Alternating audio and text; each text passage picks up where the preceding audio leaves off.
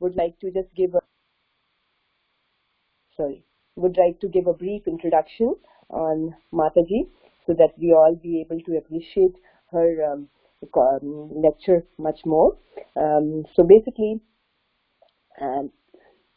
behind every young child who believes in himself is a parent who actually believes first. Parenting in material world molds the child's future, while parenting in Krishna consciousness actually molds the soul's destination.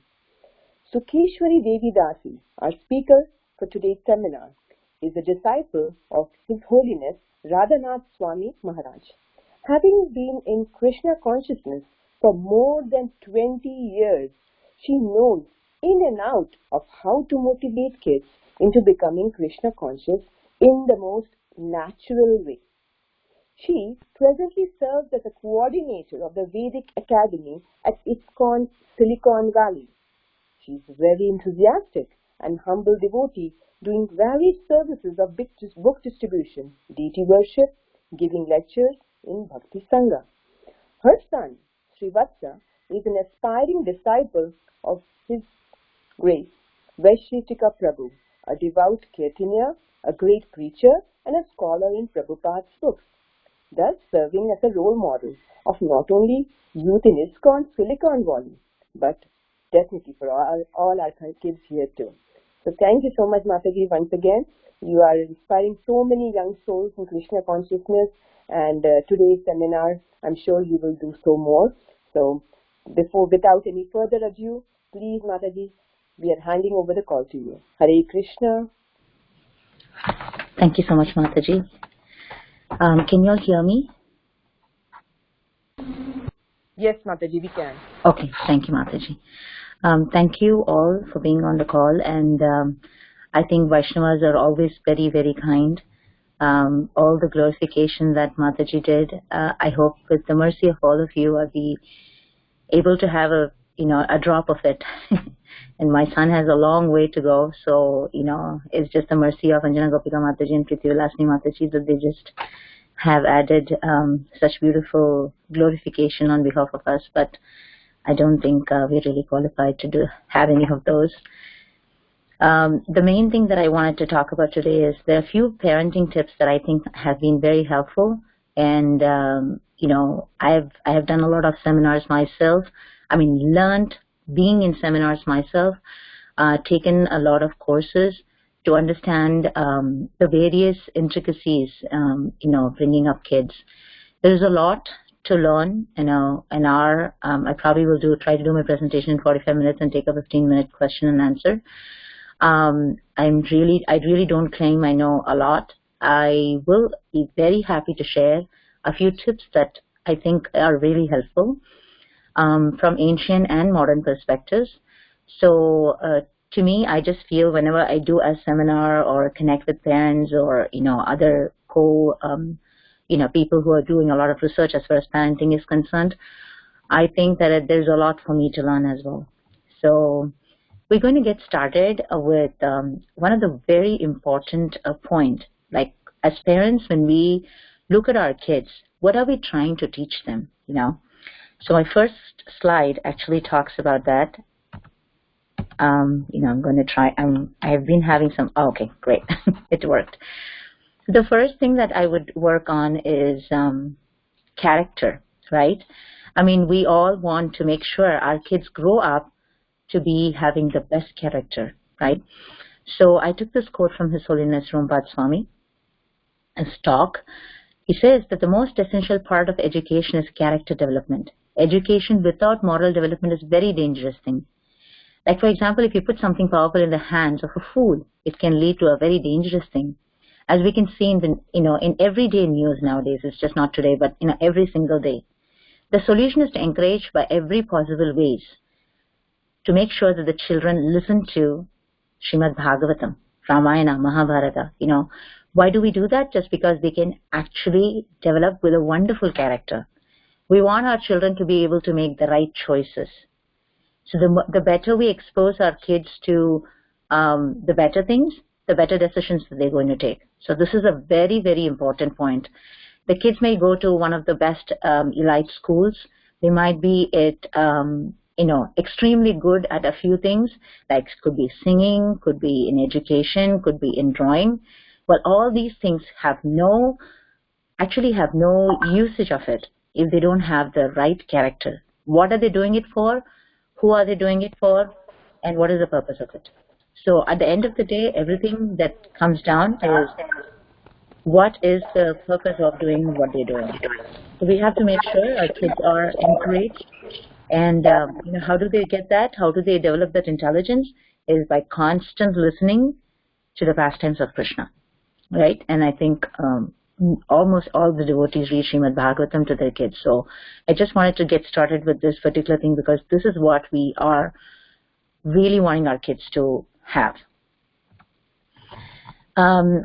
Well, before I go to the next slide, I just was wondering, as a kid, while I was growing up, I always remember my mom used to say that, you ask me so many questions. As a child, I never asked so many questions to my mom. My mom told me something. My mom would tell me something, and I'd just follow. I'm sure many of you would relate that to your parents or, even to yourself. When you were young, if parents said something, you would just listen to it. How come, the children nowadays don't directly listen? You tell them, but they argue or they have a question. And now there's a very important psychological phenomenon that goes behind it. Now, when we were kids, our parents, we had an authoritative family. Not that our dads were very strict, but they had an authority of doing some things outside the family. The mom had an authority of just doing things at home. And kids, mom always followed most of the things that the dad said, and the kids also followed the whole thing. It was just a scenario like that. So nowadays, it's just more democracy. Women also work outside. Things have changed. So they also take a few decisions. And it's like dad and mom together make decisions. So the children also want to have some kind of a say in it. So it's democracy at home, at work, in the society, So we cannot ask the kids we cannot tell the kids, oh, I'm going to tell you something and you just have to follow. So that's going to be hard on them because that's not what they're seeing. They're seeing a totally different thing. They're saying that everybody has a say at home. My mom has a say at home. My grandparents have a say at home. Or maybe my sister has a say at home. Whatever they have, but then they all have a say at home. So in that situation, how could we raise a child who are not equal partners? We have to give them some amount of, as we go, we'll understand some amount of, usage in the democratic world. So I have taken a lot of courses in the past about parenting myself, learning a lot of things as I go, as my child grew. One of the things that has been recently very well known is Amy McCready is actually one of our, she has parenting seminars that she does online. It's amazing. It's very good. And I'd really recommend whoever is able to take the whole course. It's very good. But I will, I have used a couple of her, most important points that we could share as ourselves for us to understand basic psychology of kids. Before I go to the next part, I just wanted to say that, being in Krishna consciousness, we all know that our children have free will, right? We hear from Krishna, for the first thing that we hear in Krishna consciousness, we have a free will. We told Krishna we want to enjoy life ourselves, we need things, we want to be independent. When we look at our child, we also have to look at our child that the child has some amount of free will. So we cannot dictate and expect our child to follow every little thing that we tell the child. Of course, I'm not saying that the parents should not teach the kids what is right and what is wrong, but we should do it in the right way. So let's see what's the next. So I have taken 2 points. These are psychological principles from a psychologist called Adler. And Adler was, I just want to say a small little thing. I'm a speech pathologist by profession. I have done psychology for 5 years. So being, when you take up the modern psychological principles, I'm going to towards the end tell you exactly how Vedic perspective and modern perspective actually meet together. There are very few points that we have to follow to have a successful relationship with our child. So the two principles that I'll be talking about here, which Amy McCready does talk about in her positive parenting solutions, is one of the first thing is the child has a free will. And just for example, if we go to temple, we want to feel like we belong to a group. We want to feel that people are connected to us. We want to feel a sense of belonging and significance. The why? Because that's what we are wired with.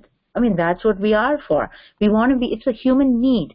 So is each and every child. The child wants to have some amount of power, autonomy, and everybody is hardwired, they're all hardwired to be independent. We don't want to take away the independence. We also want to teach them writing, and I'm going to give you some tips as we go on how to do that. Another very important thing is every child, like for example, this is something I'm sure all parents will agree. If a child, like for example, you're on a phone, and the child would come and want to disturb you. Very, very common, especially with young kids. And if it's older kids, they're upset with you. They can roll their eyes and they just look away. Their behaviors are very random sometimes. Why are they doing that? Because every activity or every behavior the child does has a very important significance. They are goal-oriented. They want you to know that there is something that they want to tell you. Now, it's very funny that if suppose there is a way that they can actually express what they want attention and they want power. Every child wants attention of their parents. If you don't give the child attention in the right way, they will take attention in the wrong way. And we will look at some of the tips how we can give our children the right attention the right way, rather than they ending up taking it in the wrong way. Like, for example, I just want to give an example. There was a child that would always, is a very, very smart child, but would never do his homework. Will never do his or her homework. Now, the parents were always concerned. Why is it that the child is not doing his homework? Or why is it that he always gets in trouble at school? Because when that situation comes, the parents would leave everything that they are doing and show attention to the child. The child wanted attention, but the child was not getting attention. He is getting attention in a wrong way. But the good news is we can actually give them the belonging, the significance, the attention, everything ahead of time, so we don't have a problem. Now, one important thing with these two principles that I've taken from Amy McCready, what I really felt was most important is you can spend time with your child every single day. You should. Any problem, I can for sure say 100%. If a parent is having a problem where the child is always whining, not listening, or always rude, or eye rolling, or whatever concern, or not following what you want them to follow, just do this one little thing and it will really, really help out. The only thing is spend 10 minutes or 15 minutes of your everyday time with the child, doing things that child wants. Not that I want the child to read Srimad Bhagavatam, not that I want my child to go to the temple and listen to Kirtan. Yes, I want. That's all great. But do something the child wants. Like, for example, a 5-year-old child would want to play in the play doh, would want to get play doh or play with the dolls. Or maybe a boy would want to lie down on the floor and play with the cars. The parents should become kids and play with them. If it's a little older child, do things that they want to do. It's not that we do things what we want our child to do. So when you're filling their attention bucket that way, when you're filling their power bucket, like I want to do this and my parents are doing it with me, will give a big, big boost to their power needs and their attention needs. So you'll see when you do this on a regular basis for just 10 minutes, you'll see a huge jump in the way the child would respond to your needs. After doing this for a couple weeks, you tell the child, hey, how about can we go ahead and do some reading on Srimad Bhagavatam or maybe do something else? They'll be happy because you've already filled their attention bucket. They already filled their power bucket. They don't need it anymore. So they'll be happy to do what you want them to do. But first, we have to do what they want. They don't know. They cannot say they're very small or they're not very mature. Even we don't understand. Sometimes we have these attention. When we are not attended by our spouse or by our parents, we get, we are like, we feel that leftover. So when somebody gives us that, oh, you exist and I'm going to connect with you, they feel very happy. So we need to do that. So every single day, just for 10-15 minutes, if you spend that one-on-one time, if you have 2 kids, each kid separately. So that each spouse should get each kid's time separately. I know it's not very easy in this modern day and age, but I'm sure for devotees it's so much more easier than anybody else in the world, because we really, really want to make sure that our kids have these things within them. So this is one very important thing as far as the modern perspective is concerned. Srila Prabhupada says, how can you train your child? Can you train your child? This is a letter written in 1972. He says children's nature is to imitate because they have to learn. So nature has given them a propensity to imitate. So the first imitation begins from parents. So if the parent is nice, Krishna conscious devotee, naturally the children become devotees. Now just think about it, just in our day-to-day situation when we look at things that our kids do. They will always do what we do. They will do only 2% of what we say. They will do 98% of what we do. And I want to say that I have been, being a teacher in Sunday school at ISKCON Silicon for more than 2 decades. But I feel now when I see the kids, those parents who have been very, very consistent in their service for so many years. Like, for example, there's one Mataji who cooks every Sunday. I see both her children in the kitchen now. One is in college, one is in middle school. I see one Mataji who does a lot of book distribution. Her child is so inclined to do book distribution. So, it's amazing. Well, I'm not saying that every child will just directly follow what the parents do, but there is a lot of similarity in which I see the kids grow up. Like, for example, somebody is taking care of the kids. The children have this automatic aptitude of taking care of the younger kids. So, what we say is only 2% that the children will take. If you tell the children, oh, you're supposed to respect everybody. You're not supposed to sit like this. Or you're not supposed to put your legs like this. Or, whatever the little things you might be doing. But if you're doing it in your life, they will automatically do it. And I've also seen situations where parents say a lot of things to their kids, unfortunately not following it.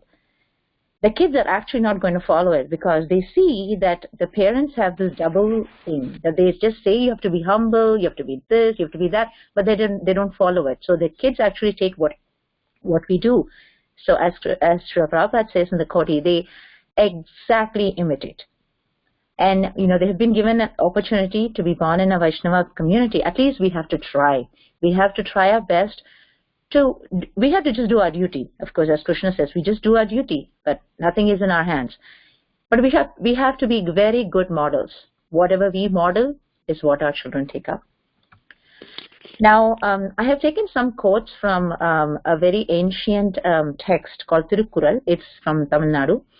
And I just wanted to share these. And I think personally, what I found is when my child was 5-year-old, I literally put this on my refrigerator. These are about 15 anecdotes, and I had printed them out and put it on my refrigerator so I'd be able to see it every single day. And I want to say that because you tend to forget, like you listen to something and then you tend to forget. There are a lot of things. There are 2 things that I did. One is I took this copy of Tirukkural, which I will share with all of you, so which exactly tells you what is your behavior and what that behavior is going to cause a behavior in your child. And I will say that this is 99.9% happened with me all the time whenever I went through this. If I see my child doing something wrong, I immediately go back and reflect on how did I react to it.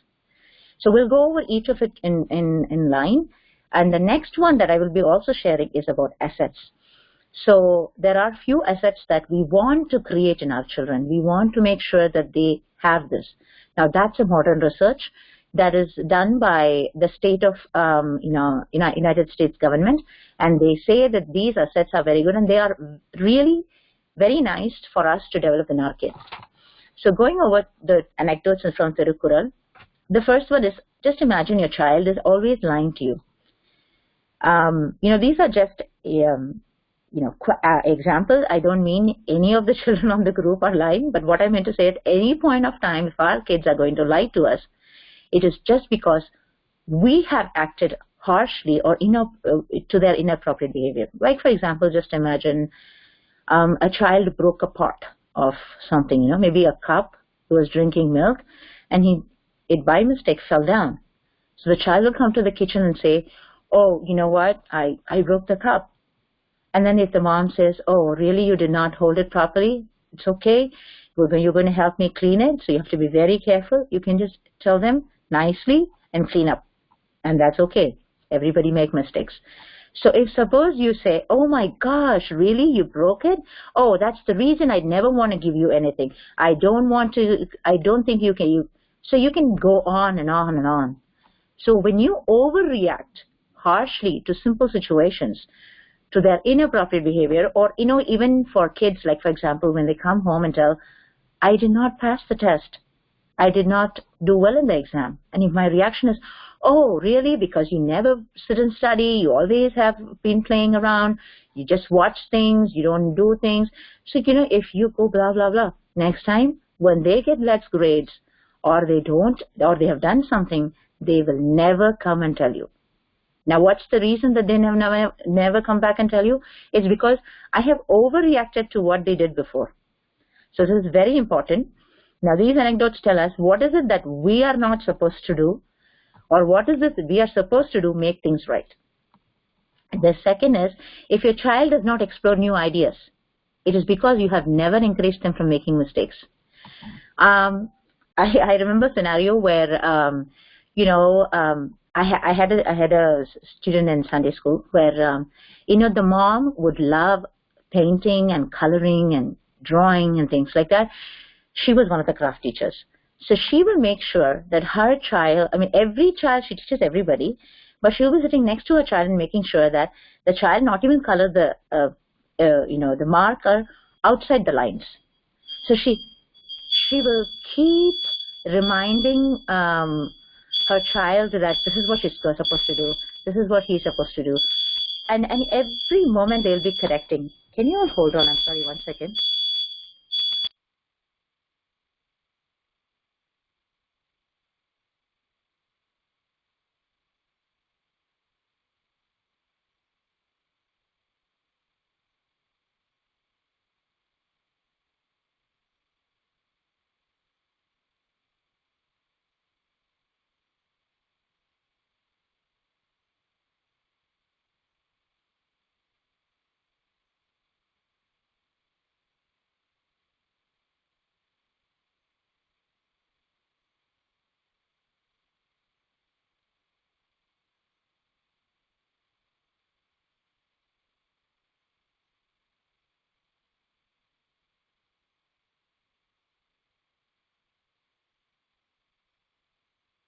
I'm so sorry. I had to turn the fire alarm off. Okay. So can you all hear me? Sorry. Hare Krishna. Yes, Mataji. Okay. So the next one we are looking at, if your child does not explore new ideas, is because, this Mataji would help the child so much all the time that, even if she will not let her make any mistake. There are parents who I have seen in all these years that they will not let their child make mistake. Like, for example, just imagine your child goes to school, has forgotten the paper that he's supposed to submit. I don't know how many of you have heard about helicopter parenting. Helicopter parenting is they will hover over their children on top as if, they will protect their children from every calamity. Sometimes it's very, very difficult for the children to let parents go. It's very difficult.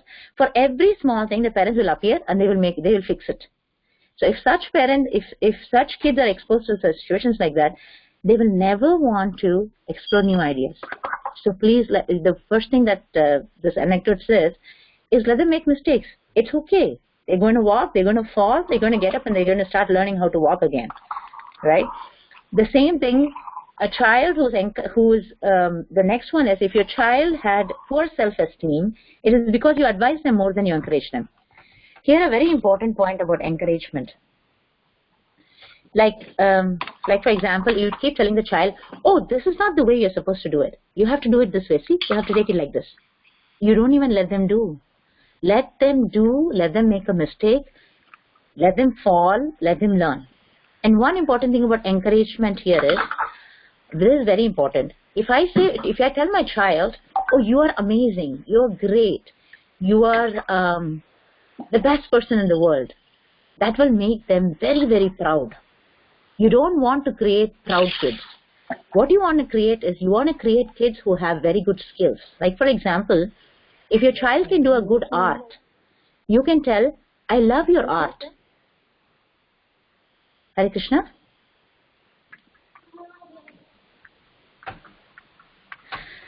So you can tell your child, I love your art. Or if your child is a good singer, you can say, I love your singing. So you are appreciating the skill and not your child. So he or she is not going to become a proudy or somebody, a jerk that thinks that I'm great. But you're telling the skill is good. Because there are kids who can do some things well and some things wrong. Like for example, if I have a chore that I want my child to do the dishwasher today, I want him to take out the trash. Maybe he did the trash, but he didn't do the dishwasher. Can I say he's a bad boy? No. I'd say, I like the way you take out the trash. But I think you can work on doing the dishwasher, right? I can do that way. But encouragement should always be to the skill rather than telling the child that the child is great, amazing. The children can be great. I'm not saying that you should never appreciate the child being good. But what we want to increase is, we want to increase the skill. Like for example, I like the way you wash the pots and pans. I like the way you respect others. So they will continue to work on respecting others because they're getting encouragement on respecting others, things like that. The next anecdote is, if your child does not stand up for themselves, it's because from a young age, you have disciplined them regularly in public. Now, I haven't seen recently that parents who discipline their kids in the public, like in front of everybody, that they scream and shout. But I think when I was a kid, I have seen parents who do it because they feel that the society appreciates it, maybe. The parents would shout at young kids in front of everybody. So such kids lose their confidence. They're not very confident kids. So if you see there are some adults who are not as confident, it's also because their parents have disciplined them regularly in public. What public says is more important than what the child feels. That's not right. So it's always nice, if you want to tell your child something that they have to learn or do, it's always nice to call them on a side and talk to them one-on-one and say, like, what, I don't think this is right. I think we're going to use this way, or we're going to do things this way, right? The next anecdote is, if your child takes things that do not belong to them, it is because when you buy things, you don't let them choose what they want. So does that mean that I go to a shop and let my child pick anything that they want? Not really. There are things that you have to choose. Like, for example, expensive things, you cannot say that just pick anything you want. But when the kids are small, you can take them to a dollar store and ask them to pick one item. It's $1, right? You give them a power that they can choose, but they pick what they want. They can choose anything. The whole store is theirs. It's a dollar store. They can pick one thing because they did a very nice behavior. They just pick one thing. They feel that they had a choice. Those kids who do not have a choice, they feel that they're not being given what they want. So they start taking things from the other people. So this is very important. So when you're looking at it, it is because when you don't give them a choice. When they're a little older, things like just simple things like clothes, they can pick what, you can tell them that this is the budget I have for you. You can pick what clothes you want. of course, appropriate clothes, but give them a choice on the colors and, whatever stores that they want to go, and tell them the budget. So when you're giving them a little bit of choice making, they will not take other things that belong to other kids. We're going to move on to the next one. If your child is cowardly, it is because you helped them too quickly. The same thing that we said about low self-esteem. So it all connects together. So when we looked at a child who is not able to explore new ideas, who has low self-esteem, and who is also cowardly, it's all because before even they ask for help, the parents are standing there helping them. Because the parents cannot see them not achieve what they want. Forget about the kids, what the kids want. Parents are so super motivated, super passionate, that they want to make sure that the kids achieve something that they are able to, they have to achieve.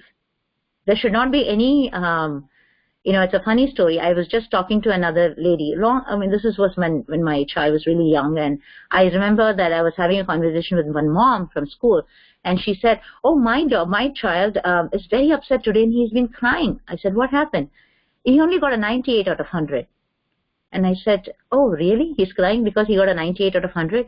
So there are people in the world that think," and then she was happy about it because he has to feel it. He needs to get 100.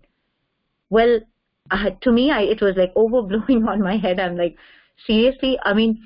To me, I was just thinking that these kids who cannot live their life without achieving 100, or, the parents have some motivation in their head, and they put all those things into the kids, and that totally takes the perception out. So it's very important that we teach kids we have to work hard, and we have to worry about the result. Not that we don't have to worry about the result at all, but the result is not in our hands. It's in Krishna's hands, and we work hard as much as we can.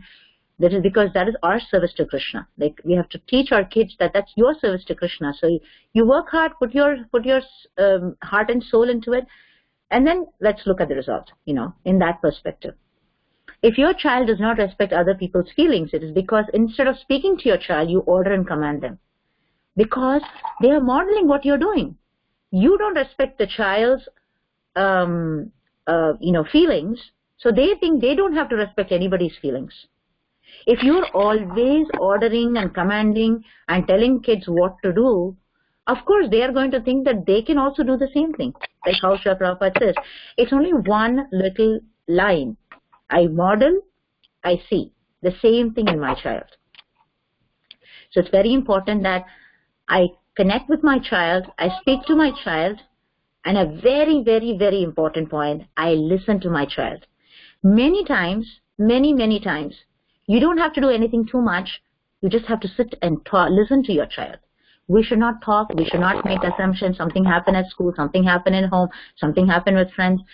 We want to be quiet and listen to. Because, when we listen to our children, automatically children actually are able to, they really, really feel, I have been listened to. I have a listening ear. Somebody is listening to me. I still remember it so well. As a kid, my dad would always listen to me, and my mom would not. It's funny. I'm sure we all have our own stories in our lives.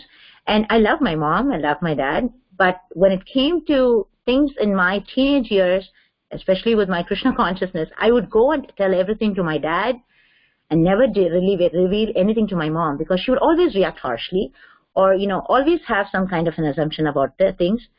But the listening ears was with my dad. So, when you are a quiet listener, listen to your child's needs. I know I'm not saying that you give every need of your child, but the listening ear is so, so important. Now, the next one is, if your child is too quick to anger, it is because you give too much attention to misbehavior and you give little attention to good behavior. Now, it's very important that we don't give too much attention to anything as such.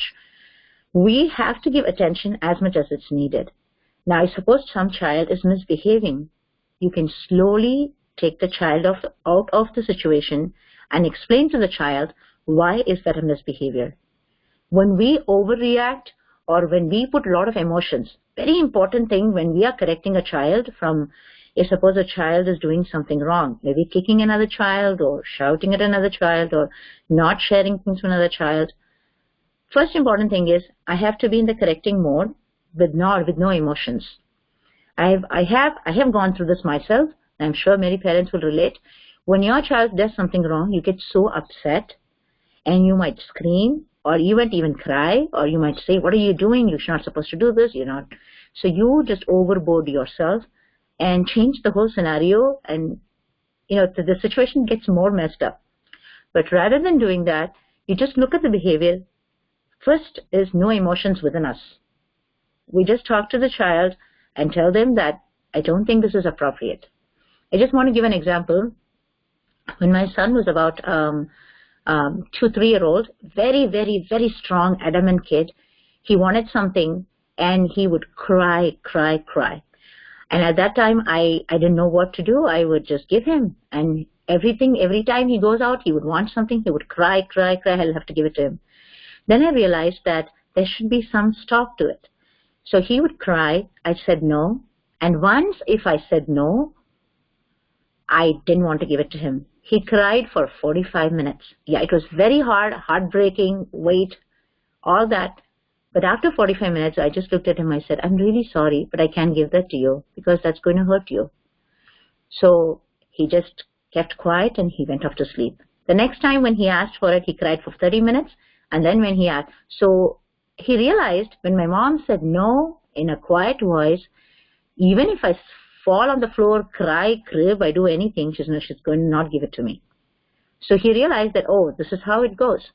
Now, it's very, very difficult for a parent part. It was very difficult for me to say no and see him fall on the floor, cry for 45 minutes, and then learn that behavior. Yes, and that 45 minutes happened because of me, because earlier, whenever he cried, I gave him what he wanted. So this is very important. Good or bad, we do it with no emotions. We have to teach them what is right, what is wrong, but with no emotions. I have to take back a step and not be involved in that situation. Because when our own children cry, especially when they are very young, for a parent, it feels terrible and we want to cry. Oh my gosh, my baby is crying, but that's not what's going to help them. The next anecdote is if your child is excessively jealous, it is because you only congratulate them when they successfully complete something and not when they improve at something, even if they don't successfully complete it. How many kids try for things? Almost everybody tries for things. But if you stand first in the class, or if you used to won the prize, if they're getting congratulated only at that time, they're going to be extremely jealous with other people. Oh, you know what? Because I didn't get it. I didn't get that, all the applaud and everybody congratulating me. The other person got. But when I do even a little thing and I go and tell my child that, wow, I really like the way you tried that hard. I'm very happy. I feel you already won. Just by participating, you won. That's enough. That's a good start for a child to think, oh yeah, I am very happy. I'm able to connect to and understand that I don't need to win all the time. Even if I take part and be a part of it, that's good. For Krishna, when we look at it in Krishna conscious perspective, Krishna is happy just looking at, of course, Hanuman building the big setu, but even the little squirrel's contribution is very little, very, very little. So Krishna is super happy with squirrel. He's actually as happy with squirrel as he is with Hanuman, even though Hanuman did most of it. But for Krishna, it doesn't matter. So similarly, for a parent, it should not matter if suppose the child is always winning or at least trying hard to get there, or working hard at school or, making some amount of success, in a little way. So, and we have to make sure that the children get the point that we are very happy with them, that they gave it a try. That's important. The next one is if your child intentionally disturbs you, it is because you're not physically affectionate enough. There are every child needs some hugs, I don't think I have to talk about this particular thing with devotees. I think, and it just is so natural that we are very affectionate to our kids. And, it's very important that they get nice hugs, kisses on a regular basis, especially the younger ones. Of course, the older ones would not want you to do it as much, but just showing their physical affection and also showing that I am always there for you, kind of that. So it makes them feel so confident and strong within. The other one is if your child is openly defiant, it is because you openly threaten to do something but don't follow through. I don't know how many of you would remember the scenarios where you say that, oh, so you did not finish your homework. You're going to lose, playing outside for 4 days. And then you come back and you would have forgotten what you told your child, and the child is already playing outside, and then you don't call him because you have forgotten that you told the child. The next time when you tell a child that you're going to lose for 4 days, he or she is going to say, okay, whatever you want, you can do, because you have not kept up your word. That's a very important thing. If we say something, it's better not to say anything. If we plan to say something as far as losing, whatever they're supposed to get, but we have to follow through. If we don't follow through, next time whatever you say is just going to be, it's okay. They're just going to talk. I mean, my parents always talk a lot of things, but they don't really follow it. So, I don't think that's going to be really helpful. So if your child is secretive, it is because they don't trust you. You don't blow things out of proportion. So the same thing as we had mentioned, another thing in the front before, that if you overreact to things, they won't come and talk to you. You don't want to overreact to things. Listen to it. One thing that I feel, I'm not too sure how many parents have teenage kids. I think in this country there's a lot of difference of culture as far as things go from India, especially with the kids, about all the stuff, starting with screens to girlfriends and boyfriends and a lot of things. So if you're able to teach them from the very young age what is right, what is Krishna consciousness, constant exposed to Srimad Bhagavatam, everything, then they will start trusting you.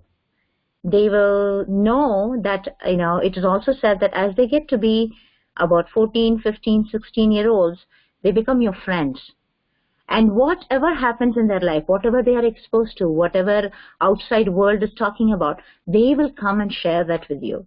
This is so important that you make your child at least trustworthy, that they think that they can come and share things with you. Of course, I will not say that they will share everything, even if you have been a fantastic parent, but at least they will not be secretive to things that happen to them, So this is a very, very important thing, and we have to build that up from the time the child is really young, because you cannot suddenly build it up when the child is very old, right? Because it grows with them. And one important thing is, if your child is talking back to you, it is because they watch you do it to others and think it's normal behavior. So it's a very important thing. Again, modeling. If a child is talking back, you got to be very careful. Stop and think, oh, have I ever done that in front of my child to anybody else? So that is something that, it's us.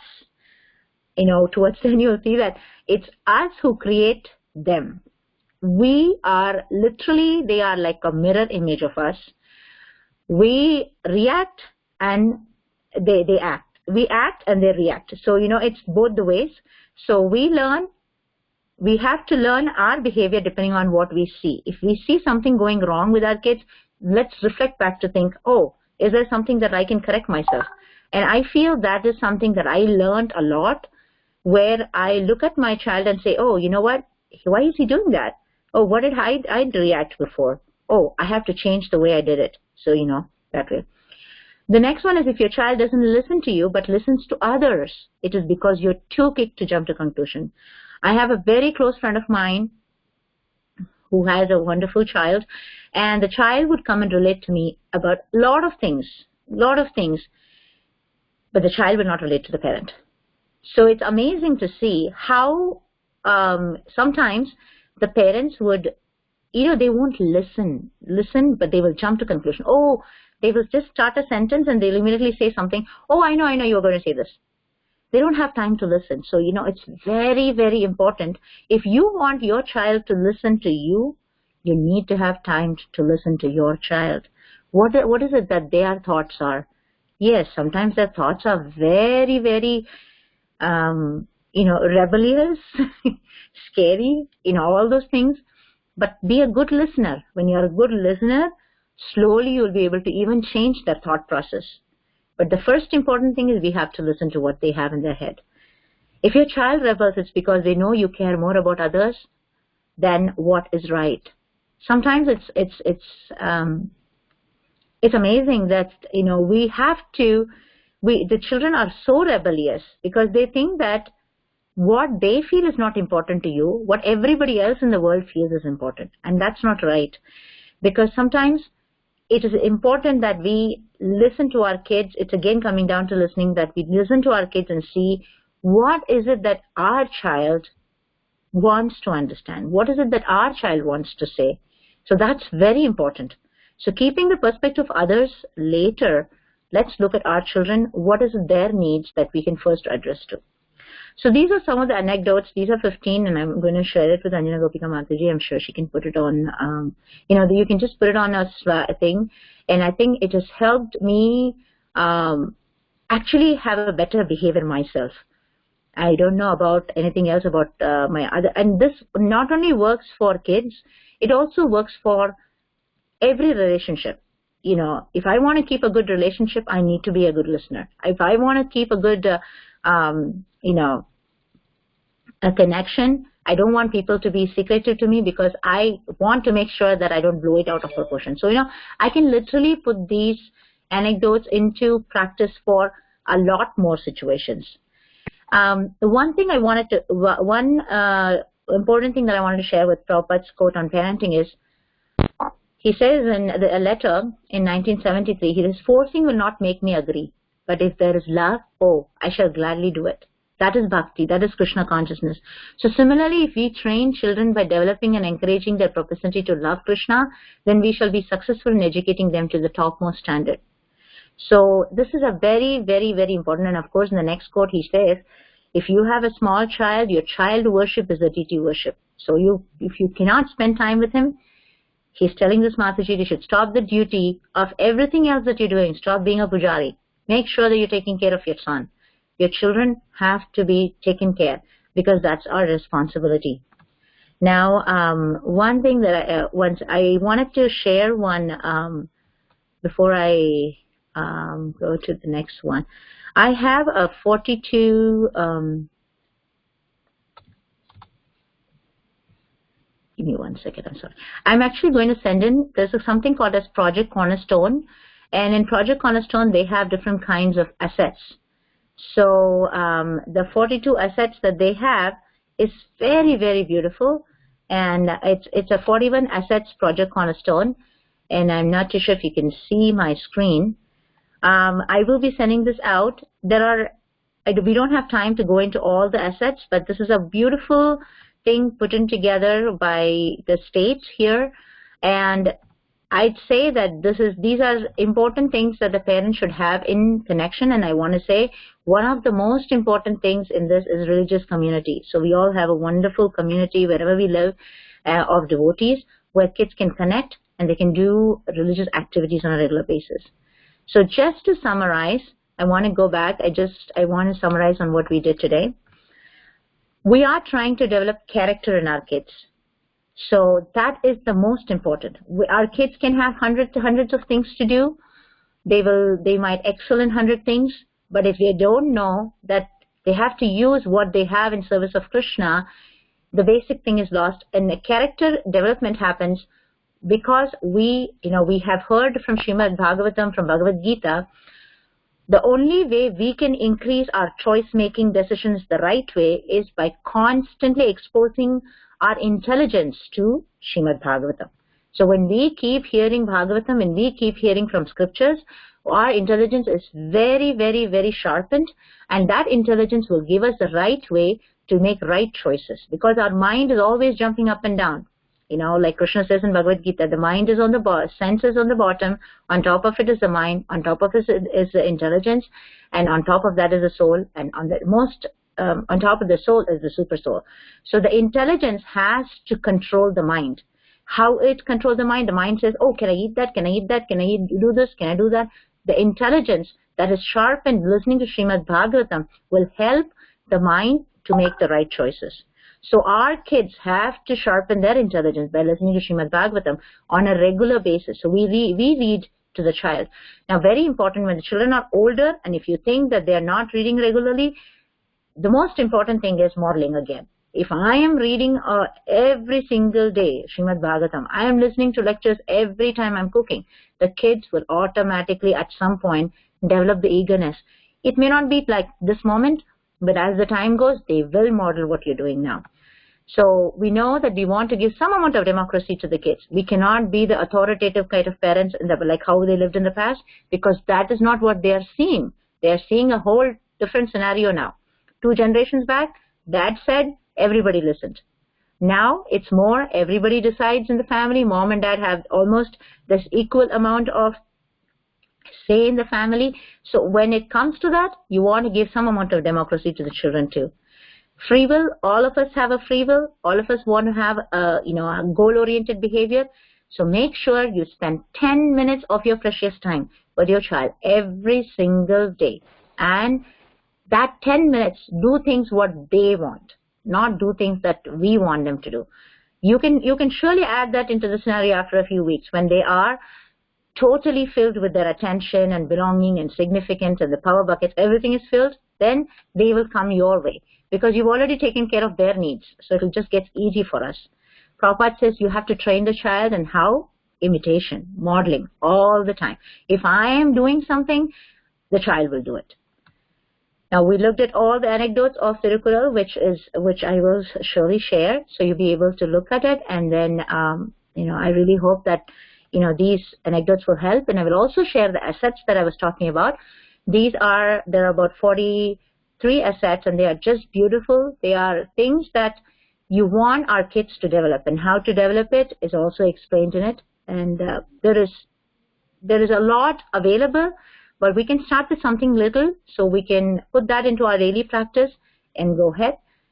I see the time is already 8:50, and then I will stop there. Thank you so much for giving the opportunity to share what I have. And as I had mentioned in the beginning, I have very little qualification to talk about all these. I'm just trying my best to learn a lot of things myself. And I just wanted to share a little bit of what I have done as far as my research goes, and so that it will be helpful to other devotees. Thank you so much, and I would like everybody to add in, correct. Thank you so much. Hare Krishna. Hare Krishna, Mataji. You go ahead, Mataji.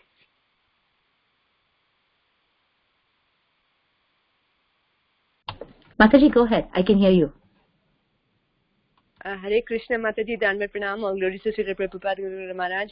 Very, very wonderful lecture, Mataji. I think we'll have to re-listen to yours because there are so many things that you mentioned. And I, as a parent, I know what mistakes I'm committing actually. And we kind of see it reflected in the child, and it's actually because what we did wrong.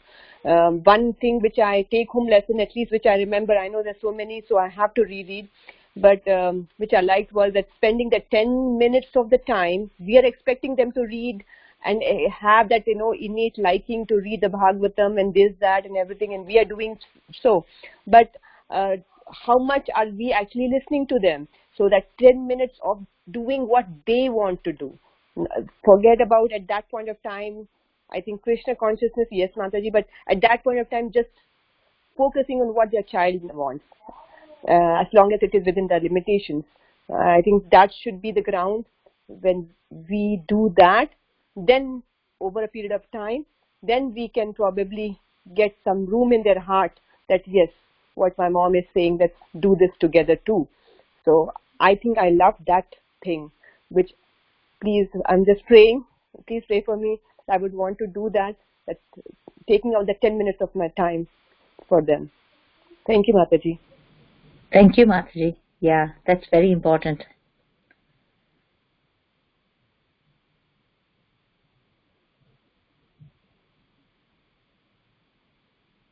Hare Krishna. Thank you so much, Mataji. It's a very, very inspiring class. Actually, you need to come again and again. Maybe we'll schedule for you another class after some time. You can share all the 22 points and then how we can make our child also develop the character, good character. And also, Mataji, you already done so many mistakes when you were sharing that 15 points. You can see, I can see myself especially. We react so fast, so many things, and whatever parenting instruction or parenting session I'm going through right now, that is actually helpful to all the other relationship also. Because mostly when we are doing nice, we are very patient with the kids, or we are very nicely dealing or thinking how they like, how we supposed to react, how we supposed to react to them. This actually even help to other relationship also, Mataji. I am realizing these things, Mataji. Thank you so much, Mataji. Means mostly I am thinking if these things, 15 things you are sharing, how, if we are, our kids is already over 13, 14, how we can change, apply these things, because we already react in so many ways. They are already in that kind of reaction we can see in them. Means how can we change, Mataji, in that situation? Actually, truly, Mataji, this is like, it's instant. It doesn't matter how old your children are. It's amazing that even now, if we start following this, the kids will change. Because, of course, it will take a bit more time, because they are looking at you as a new person now. Like, you want to listen to them. But after a few months, they realize that, oh, you know what? I can actually share this with my mom because she's listening to me. Or, I don't, my mom doesn't jump to conclusions, so I should talk to her about it. So you're not being secretive. So absolutely, I personally feel that it might take a little bit time. And I want to say that I have had this for long, but there are times when I go back to my usual sense of, not following through, or, blowing it out of proportion and doing my own stuff. But then again, I remind myself, oh no, I have to do it. See, when I see the reaction in him, I immediately change and say, oh, I have to do this. So, I think it will work for everybody, Mataji. It doesn't matter what your child's age is. It works for everybody. The only thing is, the most important thing is, the parents have to be ready to change. Yes, Mataji. Yes, thank you so much, Mataji. Thank you. Yeah, we can wait later. Now the devotee may have question or comment for Mataji. They can go ahead now.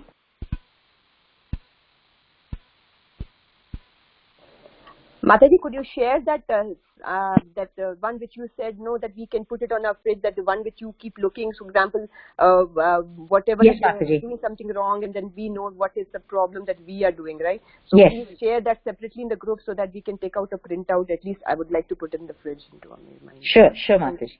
Okay, Hare Krishna. Hare Krishna, Mataji. You mentioned there is some the parenting class or something you took that is very good, and what was that, Mataji? Oh, the name of the class is Positive Parenting Solutions. And the person who does the class is Amy McCready. It's available. It's an online class for parents. Okay. Yeah. Okay. Yeah. Good. Thank you, Mataji. Thank you.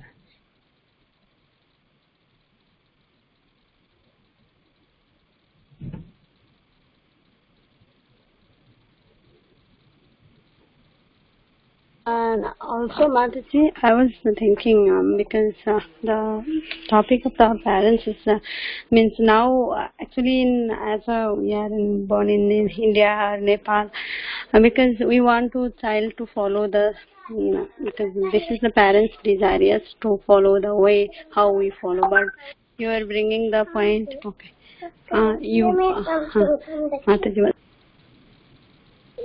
and we will.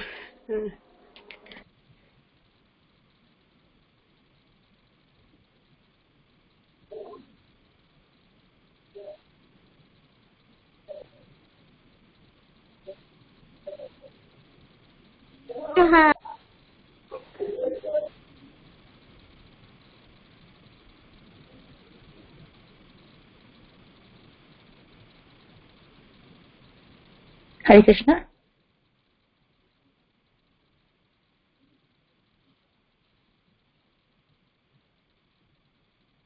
Can I ask one more question? Yeah, go ahead, Mataji. Okay, like for example, I see like among like my child is a middle schooler. Now I see there are some children who like everybody has phones, but there are some children who have the phone, but they do not have that liking or to keep on looking at the phone, and they just use it only when needed, right? So I mean, and there's some who are so desperate who keep on looking at the phone. So now I'm trying to understand the psychology, like how that innateness to not look at the phone, how is it reflected by the moms who may not be looking at the phones, Mataji? I mean, how do we differentiate, and or is it comes from within the child? Some children are like that and some people are not, because they may be a brother and sister in the same family with the same parents, but the child is acting in a different way. So how do we explain that?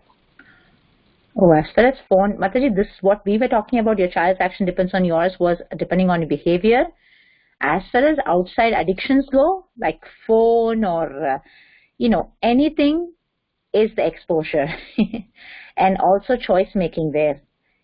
So when you constantly read Srimad Bhagavatam every single day to a child, the child's, phone has become like, I don't know what to say. Oh, it's like a necessary evil, right? I mean, everybody needs to have a phone, but then we're not supposed to look at it, So it's a very difficult situation. Forget about kids. Most adults that I know are addicted to looking at their phones, especially to see the WhatsApp messages. So you can imagine that it's not an easy thing to let go. As far as your child is concerned, if your child has a phone, of course it depends on what my peers are doing, what my peers feel is very important to me. So it's actually total different scenario there. So I suppose for example, you want to be into the peer pressure, you have to look at the phone, you look at the phone. Like for example, there are kids who are really addicted playing some games on the phones, right? So, again, depends on how much of addiction. To make everything simple, I mean, I cannot answer that every scenario it works like that. I think that if a child is in middle school, I'm not too sure that the child should take a phone to school at all. Is that something that everybody has in school now? I mean, for middle school, do they let everybody to use a phone in the school? Most schools don't allow the children to take out the phones, right? Yeah, not in the school campus, but then they are like they may be looking in between the classes. Oh, outside in between the classes too, like they could look. Yeah. Actually, it's a very total different topic, Mataji. One important thing I would say is, depending on where the child goes to school. One is there are private school systems, there's a public school system. In public school system, you want a child to go to a school system where the child is exposed to kids who are, there are different, I think we all know different school systems depending on where the child is coming from. If the child comes from families who are very open-minded, who want their child to get exposed to everything that is in the world, that may not be the best situation for our children. Because you want to make sure our child is going to a school where the children have some rules and regulations. The school also has some rules and regulations, kind of that. So if a child is exposed to a place where the kids are allowed to do anything that they want, the way the child would behave is different to a child who will be exposed to a school system who are very strict and who have a rule that they have to follow, and also that all the kids that go to that particular school have a family that follows the rules. So there are a lot of intricacies there, tons of things that the child's behavior will depend on. But the only thing I would say is personally, I think it's always nice to choose where your child goes to school, who are his friends, and maybe we can have a different session on that. I was just thinking that, if I would put my child into a school, and especially when the child is small, or older, I will be a very, very good, in an indirect way, a judge on who the child is associating with, who are his good friends, what are their parents doing. I would surely make a big, research into it, make sure that my child is associating with those kids, or also even make play dates connect with the moms ahead of time and have play dates with those kids whose kids are going to have, those kids who are going to have good impression on my child. It takes a lot of, I know it's not an easy thing, but it is very important, especially when the children go out to outside schools and they're not homeschooled. If you're sending your child to an outside school, you want to make sure that you connect, or you can, the one way that I used to do is become a room mom or become part of the PTA, the parent-teacher association that's in the school. If you become a volunteer there, you have connections with all the parents and you have all the connections with all the teachers, and indirectly you have a way to observe your child's connections in the school.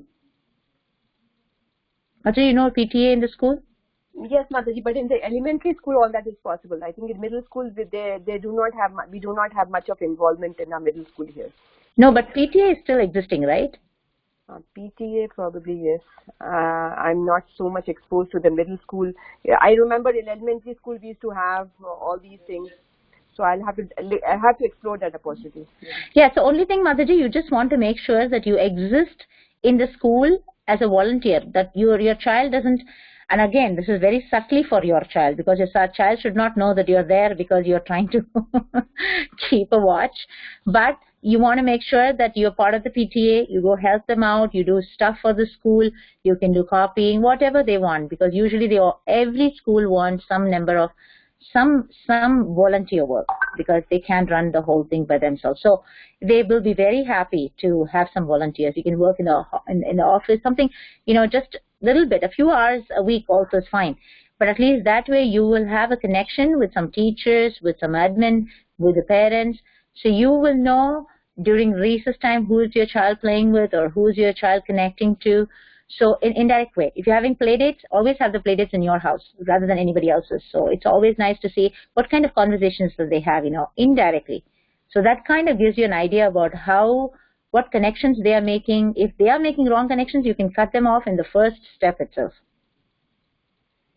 Okay. So it's not just to do with the phone. I'm more thinking about in sense of the association of the kids. Having phone, I think, has become as I said, it's a necessary. Well, every kid has. I mean, at least every high schooler has now. So whatever control you would have had in elementary, you kind of lose some amount of the control already by then. But that since the young years that you have exposed them to the good things and taking them to temples, helping them do some service, is surely going to be helpful.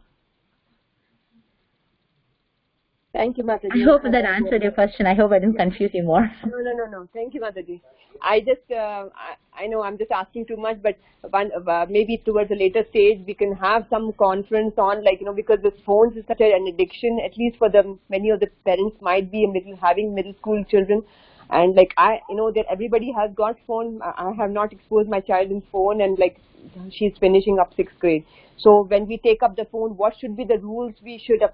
Very good. So you have not given her a phone yet, right? Not yet, Mataji, but I see, she still sees my phone all the time, So, and then there almost everybody, she's the only one I think left who has not been given a phone.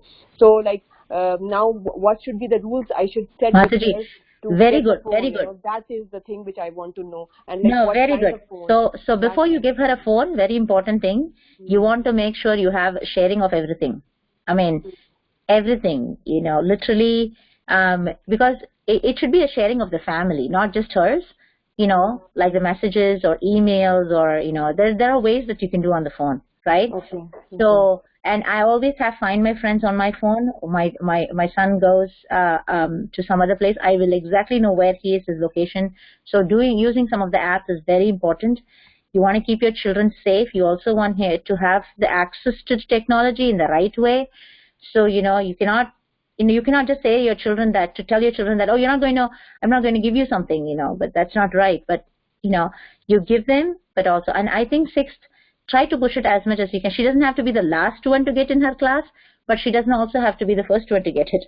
So try to push it as much as she can till she gets to 8th, as much as you can, I think the less she has it, the better it is.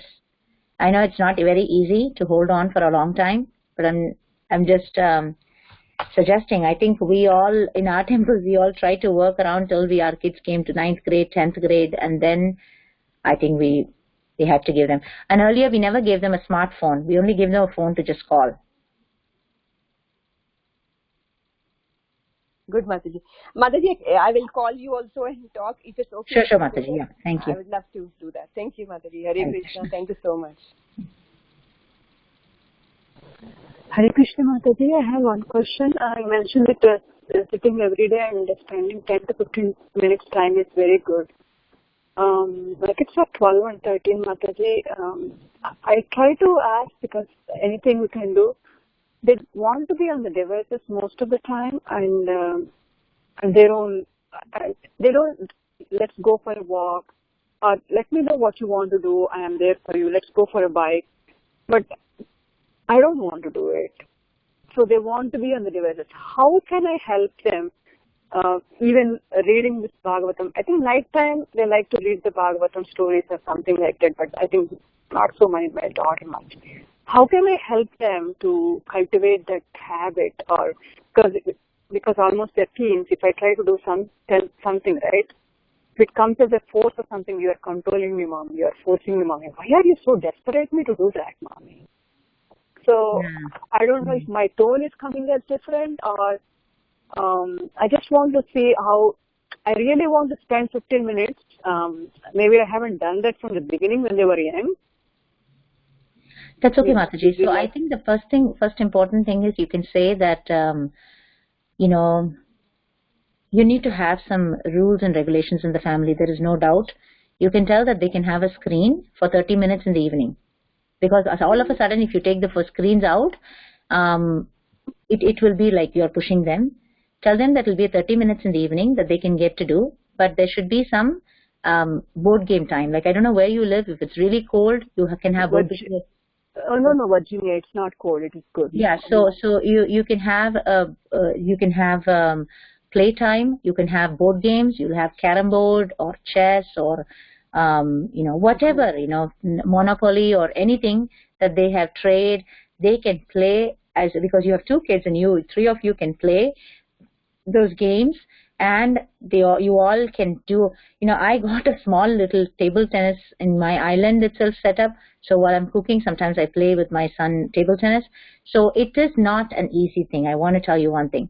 If your children don't want to play with you, you set up the small little table tennis on maybe in the garage, wherever you can. And then you and your Prabhu play. Every single day you play. Okay, so what happens is the child will stop doing what they're doing and they will come, because every child has this innate capacity to play. They want to play because they don't have access to a lot of things. So if you make it a habit that you and somebody else start playing, like for example, when I got this, my son was 11-year-old. I remember he was not interested. He wanted to do something else. And then, so I said, okay, you can just be the referee. So me and my Prabhu were playing. And then all of a sudden he said, no, Mom, you don't even know how to play. Give me the bat. So, then actually the purpose of it was the whole thing that he should start playing regularly. So I'm not saying he plays every single day, but I think that was a good start. So, it's a very difficult thing, Mataji. I want to say that this happens in my house every alternate week. There are times when we are all set up, everything going great, and suddenly again my son would go back to screen, and then I have to remind him, oh, you know what? We're going to get back. So the screen is actually, I'd say that it's a very difficult thing. And now they have schoolwork, they have assignments, everything on the screen. Not that they're really spending time doing nothing. They're doing schoolwork also on the laptops. So, it's a very difficult decision. But for your children, I think it's easy. No, I think that the problem is, even in the screen time, right, when I try to tell them, sometimes I put restrictions in the Microsoft controls. I'm not very good at it. And they say that, Mommy, if you put restrictions, you want to do it more. So I told about the 30 minutes time. You come up with the timing, we will come up with the schedule. So Mataji, what you do is you can have a rules of our home. So simple, and you make them part of making the rules. So you tell them, okay, how much time can I give you? Do you want to take half an hour, or do you want to take 45 minutes in a day to play screen? You give them a choice. So when you give them 2 choices, they will surely pick the one that is more. They will not say 4 hours. I'm just telling you for example. So they'll say, okay, I'll take 45 minutes. Okay, then can you all help me? Because it's very hard for me to do all the things at home. I want both of you to help me. Can you, what is one extra work that you can do at home? This is for Krishna. This is Krishna's home. This is Krishna's temple. We all have to help clean up. Every day I want, who's going to help me clean the laundry? Who's going to help me clean the dishes? Who's going to help me? So one person, they can choose who wants to do it. So they have to do, everybody has to have some chore in the house. I mean, because if they are getting privileges, they need to have some responsibility too. You're getting a privilege of having a screen. You're having a privilege of staying in this place. So then it's an important understanding that they should have, that they have to contribute to doing something in the family, right? So, and you tell it as, we are all serving Krishna in the house. He is the supreme. So we are trying to serve Krishna. So in this, you can pick any service you want. You want to clean the house, mop the house, whatever they want. They can choose. Okay. So, but sit down together and write it, Mataji, because then they will feel you're not authoritative and you're giving them the power.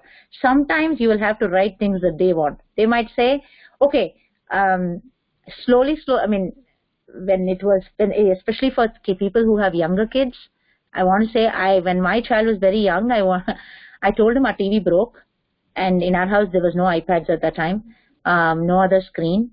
So TV broke. So on the weekdays we didn't have any screen at all. On the weekends only we did screen for an hour. We would watch something on the YouTube.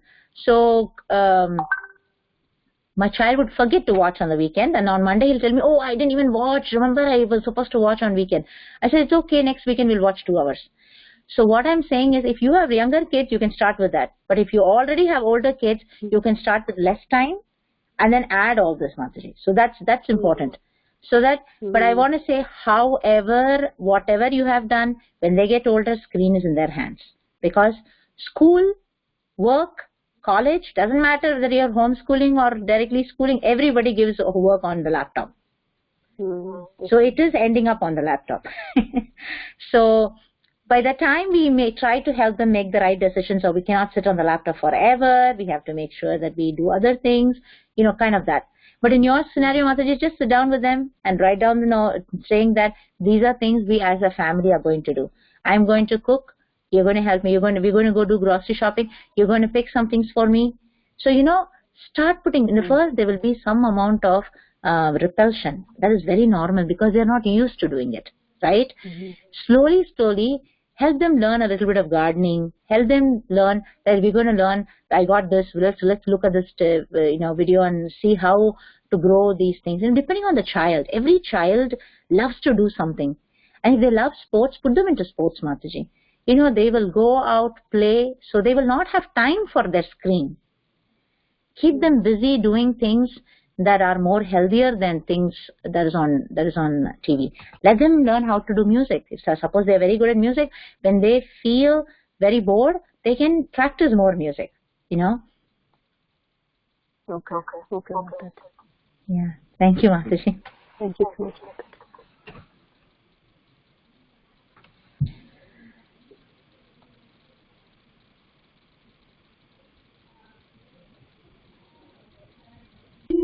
Hare Krishna, is there any comment or question for Mataji? Thank you so much, Mataji, and coming, giving your session, Mataji. Thank you for having me, Mataji. Thank you. It was very nice session. Please come again, and Mataji will set up for you another class, and you can share more things. Thank you so much. Now we can end the call. Paying obeisances to all the devotees and Mataji. Panchakalpatarubhesha Kripa Sindhu Pati Pavane.